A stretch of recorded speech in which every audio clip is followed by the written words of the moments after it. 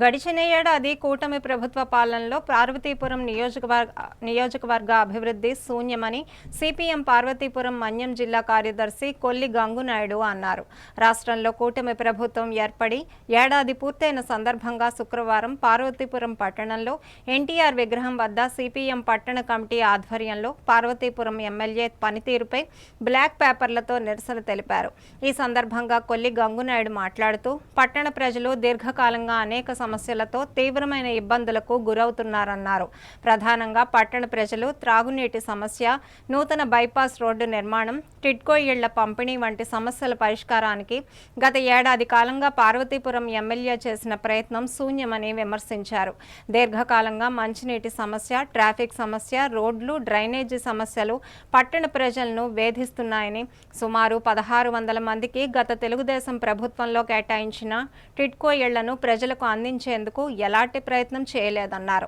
ఇప్పటికైనా అధికార పక్ష ఎమ్మెల్యే, ప్రజాప్రతినిధులు పార్వతీపురం పట్టణ నియోజకవర్గ పరిధిలో సమస్యల పరిష్కారానికి చిత్తశుద్ధితో కృషి చేయాలని డిమాండ్ చేశారు.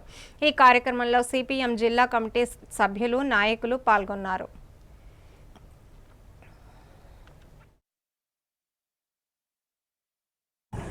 కూటమి ప్రభుత్వం అధికారంలోకి వచ్చి ఏడాది సంబరాలు నిన్ననే జరుపుకున్నారు.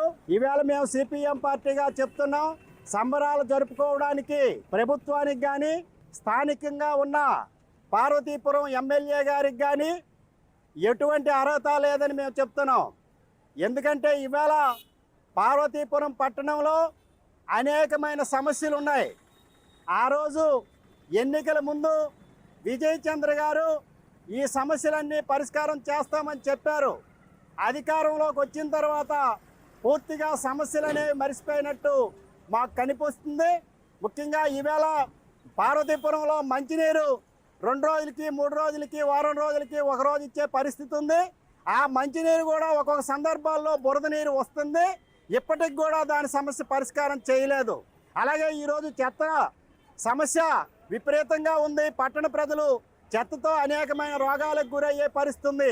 చెత్తను డంపింగ్ చేస్తామన్నారు. ఈ రోజు వరకు డంపింగ్ యార్డు కోసం కనీసం ఆలోచన అనేది చేయలేదు. రాజకీయాలు కానీ ఇంకొకటి లేవు. సమస్యలు పరిష్కారం చేయండి. పార్వతీపురం పట్టణ ప్రజలకి ఉపశమనం కలిగించిన తర్వాత మీరు విజయ్ చంద్ర గారు కానీ ప్రభుత్వం కానీ సంబరాలు చేసుకోవాలని డిమాండ్ చేస్తున్నాం.